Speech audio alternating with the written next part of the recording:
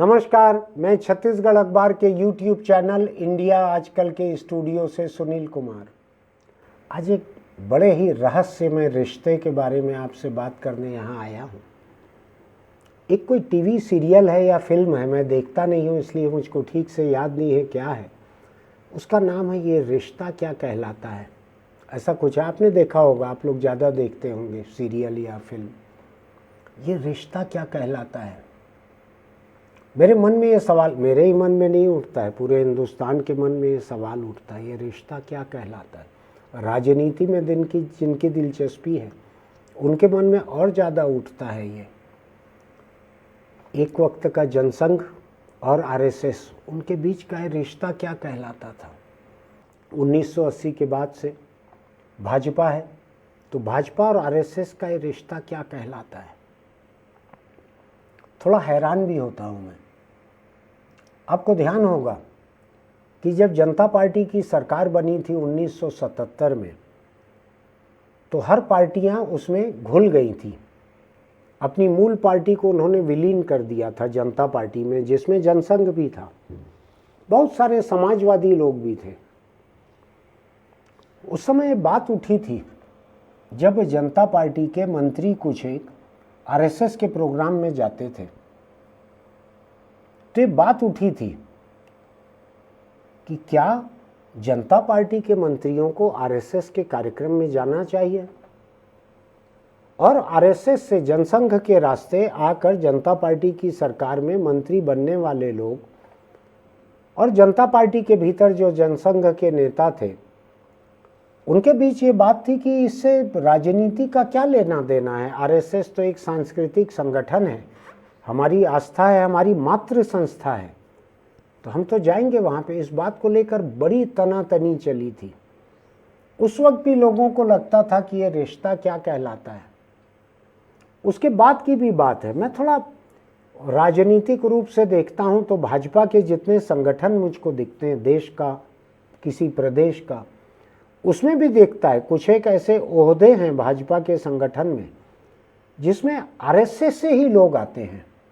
वो पहले राजनीति में नहीं रहे हैं, अभी भी चुनाव नहीं लड़ते हैं, लेकिन एक राजनीतिक पार्टी के एक जिम्मेदार ओहदे पर वो आते हैं आरएसएस से। ऐसा इन दोनों का एक बड़ा गहरा रिश्ता है, बड़ा मजबूत रिश्ता है। फेविकोल के जोड़ की तरह का रिश्ता है बीजेपी का और आरएसएस का। कभी कभी ऐसा होता है कि इन दोनों के बीच में कुछ मुद्दों को लेकर थोड़ी सी तनातनी हो रही है, ऐसा कभी कभी लगता है। ज़्यादा तो नहीं लगता है, कभी कभी लगता है। उस वक्त मुझको लगता है कि आरएसएस जो अपने आप को लगातार एक सांस्कृतिक संगठन कहता है, जो कहता है हम राजनीतिक संगठन नहीं है। हाँ, कई बार तो आरएसएस के कई लोग ये कह चुके हैं कि हम चुनाव प्रचार नहीं करते हैं, हम जनता के बीच अपने सांस्कृतिक मूल्यों के हिसाब से जागरूकता के लिए जाते हैं। जबकि हम लोगों का देखा हुआ है कि जब भाजपा कहीं पे चुनाव हारने के रंग ढंग में दिखती है तो आरएसएस को झोंक दिया जाता है। मैं नहीं जानता कि बीजेपी झोंकती है कि आरएसएस झोंकती है, फैसला कौन लेता है मुझको नहीं मालूम। मुझको कोई बहुत बुनियादी फर्क भी नहीं दिखता है। कई बार ऐसा लगता है, कुछ लोग ये विश्लेषण करते हैं कि जब भाजपा के कोई नेता बहुत बड़े हो जाते हैं तो उनके कद को काटने के लिए संघ कुछ कड़वे फैसले लेता है और किसी ओहदे से हटा देते हैं, कुछ करते हैं, भाजपा के संगठन से लोगों को हटा दिया जाता है। कभी कभी ये भी होता है कि भाजपा के नेता अगर बहुत ताकतवर रहते हैं, जैसे प्रधानमंत्री नरेंद्र मोदी हैं, बहुत ताकतवर हैं वो, तो जिस वक्त ये लग रहा था कि देश में अब मोदी ही सबसे ताकतवर भाजपा नेता है, उनको जो पसंद नहीं थे संजय जोशी नाम के एक आरएसएस से बीजेपी में आके काम करने वाले नेता, रही होगी कुछ बातें, गुजरात में उन्होंने काम किया था। सार्वजनिक जीवन और राजनीति में कई लोग एक दूसरे को नापसंद रहते हैं, तो संजय जोशी को हटा दिया गया था। मुझको पता नहीं क्यों ऐसा याद पड़ रहा है कि भाजपा का एक कोई राष्ट्रीय अधिवेशन या कुछ होना था जिसमें प्रधानमंत्री पद के उम्मीदवार समझे जा रहे नरेंद्र मोदी को भी जाना था।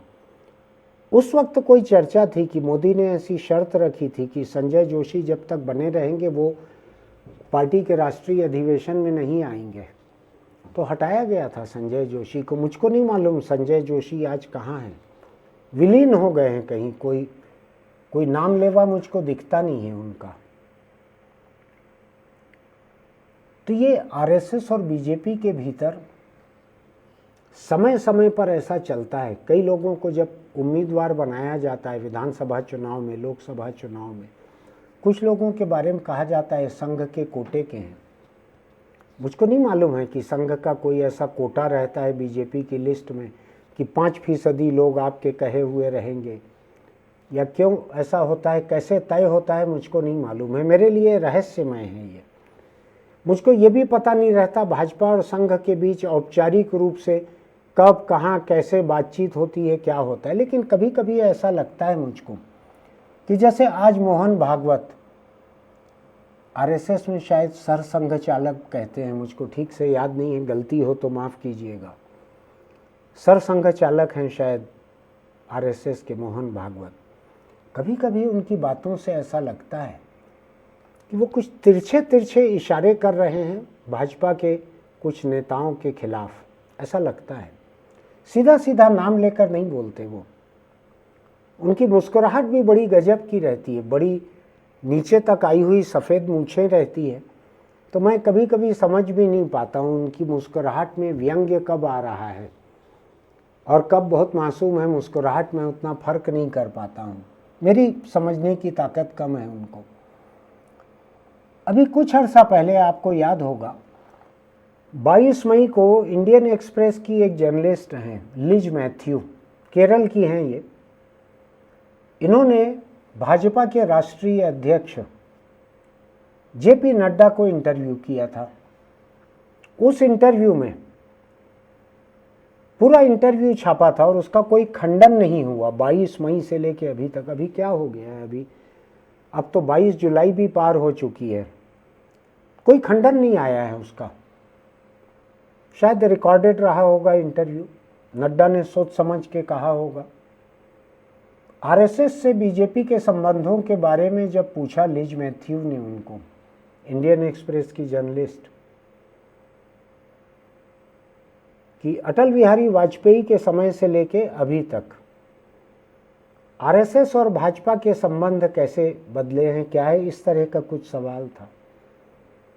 तो जेपी नड्डा ने कहा शुरू में हम अक्षम होंगे, कमज़ोर रहे होंगे, थोड़ा कम होंगे, आरएसएस की ज़रूरत पड़ती थी। आज हम बढ़ गए हैं, सक्षम हैं, तो बीजेपी अपने आप को चलाती है। बड़ी बात है ये। मुझको अगर ठीक से याद पड़ रहा है तो मैंने भाजपा के किसी राष्ट्रीय अध्यक्ष को आरएसएस के बारे में इतनी बड़ी बात कहते नहीं सुना था। और मेरा ये भी मानना है कि जब मोदी और शाह इस देश को चला रहे हैं, बीजेपी के सबसे बड़े नेता हैं, तो जेपी नड्डा अध्यक्ष ने जो कुछ कहा था वो मोदी और शाह की सहमति के बिना तो नहीं कहा होगा, ऐसा मेरा अंदाज है। मेरा कोई डायरेक्ट कनेक्शन नहीं है। ये शब्द बहुत महत्वपूर्ण है। शुरू में हम अक्षम होंगे, थोड़ा कम होंगे, आरएसएस की ज़रूरत पड़ती थी।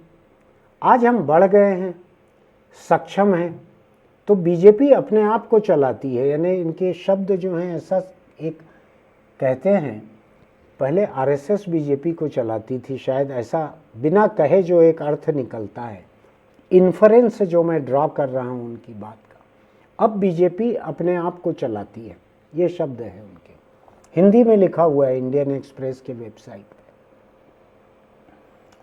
मेरे हिसाब से ये बड़ी बात थी, आरएसएस के खिलाफ बड़ी बात थी।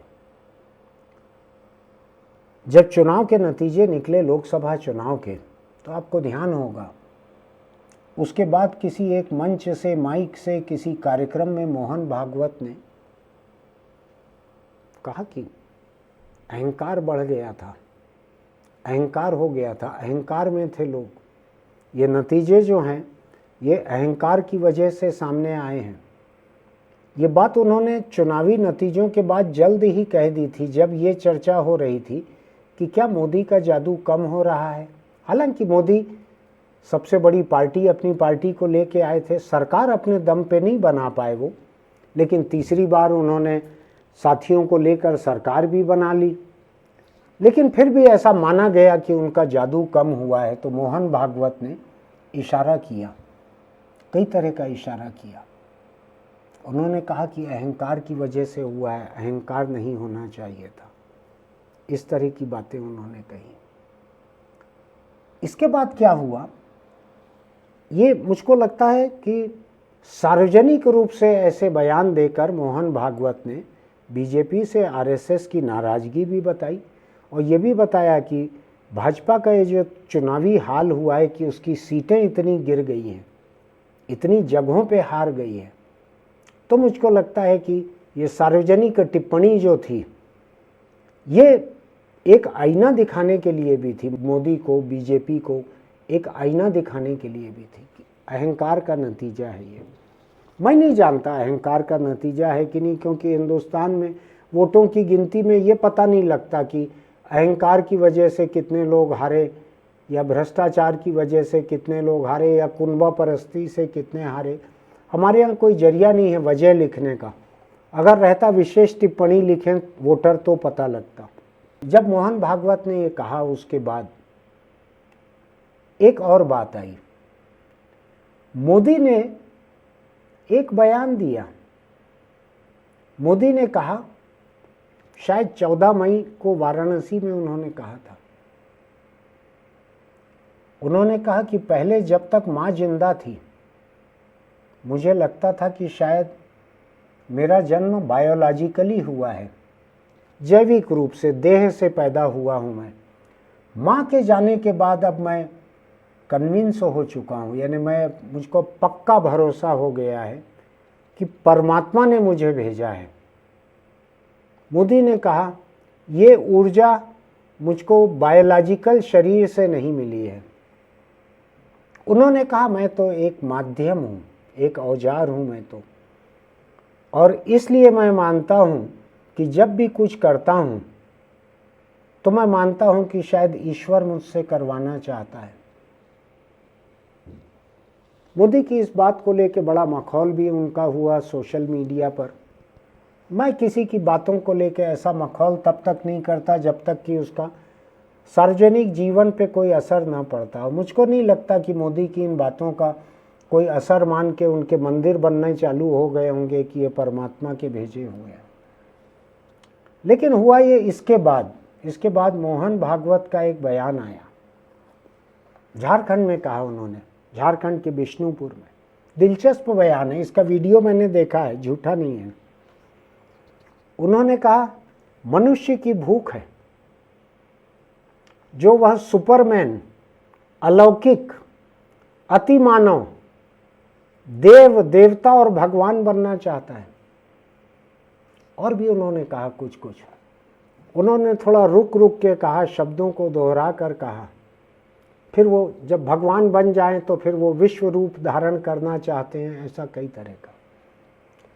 एकदम जाहिर है कि ये मोदी ने अपने आप को जो अलौकिक करार दिया था, ये उसके जवाब में कहा गया है। अब मैं नहीं जानता ये रिश्ता क्या कहलाता है, ये मोदी और भागवत के बीच की ये जुगलबंदी, या नड्डा और आरएसएस के बीच की ये जुगलबंदी, ये क्या कहलाती है, ये मैं नहीं जानता। लेकिन कुछ है, इन बातों को एक साथ जोड़कर देखा जाना चाहिए। इन बातों को एक साथ जोड़कर देखने की एक और वजह सामने आ गई, उस वजह को भी समझ लीजिए। वो वजह बड़ी दिलचस्प है। अभी 4-5 ही दिन हुए हैं, केंद्र सरकार का 9 जुलाई का एक नोटिफिकेशन सामने आया है। मोदी सरकार का 9 जुलाई का एक नोटिफिकेशन सामने आया है। थोड़ा बाद में आया है, उतने पहले नहीं आया, कुछ समय लगा होगा बाहर आने में। मोदी सरकार ने 44 साल से आरएसएस पर इस देश में चले आ रहे एक प्रतिबंध को खत्म किया। प्रतिबंध आरएसएस पे नहीं है, लेकिन केंद्र सरकार के कर्मचारी अब आरएसएस के कार्यक्रम में जा सकते हैं, आरएसएस में हिस्सा ले सकते हैं। पहले रोक लगी हुई थी, कानून के तहत रोक लगी हुई थी 44 साल पहले से। इंदिरा गांधी के समय से शायद ये रोक लगी थी कि केंद्र सरकार के कर्मचारी संघ के कार्यक्रम में नहीं जा सकते, आरएसएस के कार्यक्रम में नहीं जा सकते। मोदी सरकार ने उसको उठा दिया। अब 2-3 चीज़ों को समझने की ज़रूरत है। एनडीए की सरकार 2003 के पहले भी 5 साल या 6 साल अटल जी के अगुवाई में पूरा कर चुकी थी, तब भी ये नहीं किया गया। हो सकता है उस समय बहुत सारी पार्टियां थी एनडीए में और अटल जी उन सबको सहमत नहीं करा पाते, इस पे तो नहीं किया गया। नरेंद्र मोदी 10 साल प्रधानमंत्री थे, उन्होंने नहीं किया था ये फैसला। अब तो वो 2 पार्टियों के मोहताज हैं केंद्र में सरकार बनाने के लिए, जेडीयू नीतीश कुमार की, चंद्रबाबू नायडू की टीडीपी। इन 2 के समर्थन से, इनके सहयोग से सरकार बनी है। ये 2 लोग, इनका दोनों का कोई आरएसएस का बैकग्राउंड नहीं है। नीतीश ने तो बल्कि एक समय मोदी से मंच पे हाथ मिलाने से मना कर दिया था, मोदी के आरएसएस के बैकग्राउंड की वजह से शायद। ये दोनों भागीदार हैं, लेकिन प्रधानमंत्री नरेंद्र मोदी की सरकार ने ये फैसला लिया कि केंद्र सरकार के कर्मचारियों पर जो रोक लगी हुई है आरएसएस के कार्यक्रम में जाने की, उसको खत्म किया जाता है। आपको पता नहीं, याद होगा कि नहीं, बहुत पुरानी बात है, गांधी की हत्या हुई 30 जनवरी 1948, अगर मुझको ठीक याद है तो। उसके बाद उस वक्त के गृह मंत्री सरदार वल्लभ भाई पटेल लौह पुरुष माने जाते थे, भारतीय राजनीति के लौह पुरुष थे। उनकी फौलादी प्रतिमा गुजरात में इतनी बड़ी बनी है जिसके कई तरह के रिकॉर्ड हैं, मैं भी उस पर जाना नहीं चाहता। उन्होंने प्रतिबंध लगाया था आरएसएस पर। 1 साल बाद उस वक्त के आरएसएस के मुखिया शायद गुरु गोलवलकर थे, उन्होंने बहुत सारा लिख कर दिया था कि संघ संविधान पे भरोसा करेगा, नफरत की बात नहीं करेगा, राजनीति में हिस्सा नहीं लेगा। ऐसे बहुत सारे वायदे उन्होंने लिख के दिए थे संघ ने। उसके आधार पे पटेल ने वो प्रतिबंध हटाया था। इंदिरा गांधी ने वो प्रतिबंध 1980 में लगाया था फिर से। ये 1980 याद रखिएगा, जनता पार्टी की सरकार गई थी, इंदिरा गांधी लौट कर आ गई थी। नेहरू की जिस बेटी को हरा दिया गया था 77 में, वो 80 में लौट के आ गई थी। कार्यकाल पूरा नहीं हुआ था जनता पार्टी का। 1980 में इंदिरा गांधी ने केंद्र सरकार के कर्मचारियों के संघ के कार्यक्रमों में जाने पर रोक लगा दी थी। अब वो रोक मोदी ने हटा दी है जाहिर तौर पर। जाहिर तौर पर यह संघ के लिए एक बड़ी खुशी की बात है कि केंद्र सरकार में उसके जो हमदर्द हैं, जो हम विचारक हैं, हम ख्याल हैं, वो उसके कार्यक्रमों में जा सकते हैं। मुझको लगता है ये संघ और भाजपा के बीच, संघ और मोदी के बीच जो एक रिश्तों में ठंडक आ गई थी, सर्द हो गए थे रिश्ते। मोहन भागवत ने जो कहा ना, लौकिक अलौकिक, ये वो इस तरह का, ये उसका नतीजा है ये कि ये प्रतिबंध हटाया गया। थोड़ा वक्त आगे पीछे हो सकता है, एक बयान आगे एक बयान पीछे। कुल मिलाकर जो सिलसिला चल रहा था कि ये रिश्ता तो तनावपूर्ण कहलाता है, ऐसा जो सीरियल चल रहा था, उसके बीच में मोदी ने ये बहुत बड़ा फैसला लिया। केंद्र सरकार के कर्मचारी अधिकारी अब आरएसएस में जा सकते हैं। रिटायर होने के बाद तो बहुत सारे जाते ही थे, अब नौकरी में रहते हुए भी जा सकते हैं। ये एक बात। दूसरी बात, अभी जो राज्यपाल बदले गए हैं 6 नए राज्यपाल बनाए गए हैं परसों आधी रात के बाद। उसमें संघ के पृष्ठभूमि से आने वाले लोगों को भी राज्यपाल बनाया गया है। कुल मिलाकर संघ को मोदी सरकार में अभी महत्व मिल रहा है। मुझको लगता है दोनों ने अपने अपने तेवर दिखा दिए हैं, जिसको मसल फ्लेक्सिंग कहते हैं, कि दोनों ने ऐसा बाँह चढ़ाकर ऐसा दिखा दिया है एक दूसरे को, मोदी ने, भागवत ने। अब मुझको लगता है थोड़ा सा एक युद्ध विराम हो रहा है, जिसकी ज़रूरत उधर ज़्यादा है, वो रूस और यूक्रेन के बीच, इज़राइल और फ़िलिस्तीन के बीच, वहाँ ज़्यादा है युद्ध विराम की ज़रूरत। लेकिन यहाँ भी एक छोटे से युद्ध विराम की ज़रूरत कुछ लोगों को लग रही होगी। तो युद्ध विराम मुझको दिख रहा है अभी।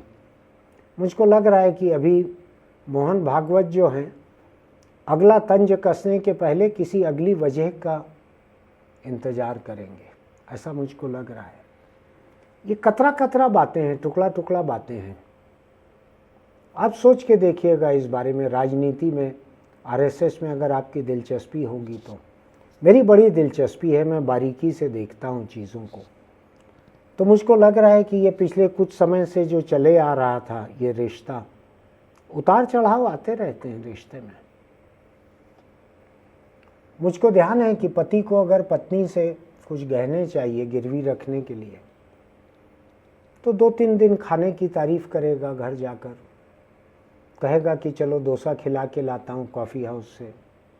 फिर चौथे 5वें दिन कहेगा मुझको थोड़ा ज़रूरत थी कारोबार में, तुम साल 6 महीने के लिए कुछ गहने दे सकती हो क्या। मुझको लगता है कि ये दोनों के बीच के संबंध जो हैं, आरएसएस और बीजेपी के बीच के, ये ऐसे ही उतार चढ़ाव वाले, और कभी पतंग उड़ाने जैसा कि ढील दे दे, तान दे दे, थोड़ा ढील दे दो फिर थोड़ा तान दो, एक आसमान पे पतंग बनाए रखने के लिए। तो एक कतरा कतरा बातें मैंने आपके सामने रखी हैं। आपको लगता है कि इनसे कोई निष्कर्ष निकाल सकते हैं? मेरी भीतरी जानकारी बिल्कुल भी नहीं है। जो सार्वजनिक खबरों में आई है बातें, मैं केवल उन्हीं को आपके सामने रख रहा हूँ। मुझको इनके संबंधों में कोई दिक्कत भी नहीं है। मुझको लगता है दोनों के संबंध पर्याप्त खुले हैं, पर्याप्त सार्वजनिक है। किसी को छुपाने की ज़रूरत नहीं है कि हम राजनीतिक नहीं है, केवल सांस्कृतिक हैं। जो है दिख रहा है सबको, सब लोग जानते हैं यहाँ पे चुनाव में गांव-गांव तक जाके किन्होंने चुनाव का काम किया था। देखते हैं आगे ये रिश्ते किधर बढ़ते हैं, कैसे उतार चढ़ाव आता है, दिलचस्प रहता है देखना। मैं आरएसएस प्रमुख को जब इशारे इशारे में कुछ हमले करते देखता हूँ, और मैं उनकी मोहन भागवत की एक खूबी की तारीफ भी करूँगा कि वो कड़वी बातें जो हैं कुछ ज़्यादा मीठे अंदाज में बोलते हैं। मैं भी ये सुझाव देता हूँ लोगों को कि जब आपके तर्क मजबूत हों, आपको कोई कड़ी बात बोलनी हो तो अपनी आवाज़ को नर्म रखो। मैं कुछ लोगों को सुझाता हूँ ये बात। चलिए, ये बात तो अंतहीन है, फिर मिलेंगे, कुछ और होगा तो। आपको अगर मेरी आज की ये बातचीत, ये एडिटोरियल कहें या जो भी कहें, विश्लेषण कहें, आपको अच्छा लग रहा हो अगर, तो इसको हमारे YouTube चैनल इंडिया आजकल को सब्सक्राइब कीजिएगा, लाइक कीजिएगा, नोटिफिकेशन की बटन दबाइएगा, अपने दोस्तों को भी भेजिएगा। हिंदुस्तान में शायद ही कोई वोटर ऐसे हों जिसकी भाजपा और आरएसएस में दिलचस्पी ना हो, सभी की होगी। देखिएगा इसको, अपने दोस्तों को भेजिएगा, फिर पूछिएगा क्या है ये, इस आदमी ने कुछ सही विश्लेषण किया है कि ये केवल हवा हवाई है। सोचिएगा इस बारे में। चलते चलते छोटी सी सलाह, अगर आप दुपहिए पर चलते हैं, चाहे चलाएं चाहे पीछे बैठें, तो हेलमेट लगा कर रखिए। आज सुबह की खबरों में फिर 2-3 मौतें हैं बिना हेलमेट लगाए हुए लोगों की। बहुत बुरी तरह मरे पड़े हैं लोग। एक किसी छोटा हाथी से कोई मोटरसाइकिल टकरा गई, 2 लोग मर गए। छोटा हाथी गाड़ी का नाम है, सच्चा हाथी का बच्चा नहीं है ये। सोचिएगा इस बारे में क्या करना चाहिए। आपको लगता है कि आप पुलिस को बेवकूफ़ बना रहे हैं, तो आप खुद ही बेवकूफ़ हैं। पुलिस को क्या बेवकूफ़ बनाएंगे, उसको अपना सिर थोड़ी बचाना है। छत्तीसगढ़ के कुछ जिलों में वहाँ के एसपी ने अपने स्तर पे हेलमेट अनिवार्य कर दिया है। मैं नहीं जानता राज्य सरकार का रुख क्या है, और बड़े बड़े ज़िलों के बड़े बड़े अफसर इसको लागू क्यों नहीं कर रहे हैं? छोटे किसी ज़िले के एक अफसर ने किया है तो मुझको लगता है सरकार ने कोई आपत्ति नहीं की होगी, इसीलिए लागू हुआ है। बाकी ज़िले के अफसरों को भी सोचना चाहिए, सरकार को सबसे ज़्यादा सोचना चाहिए। जनता की ज़िंदगी बचाने की सबसे बड़ी जिम्मेदारी सरकार की रहती है। फिर मिलेंगे।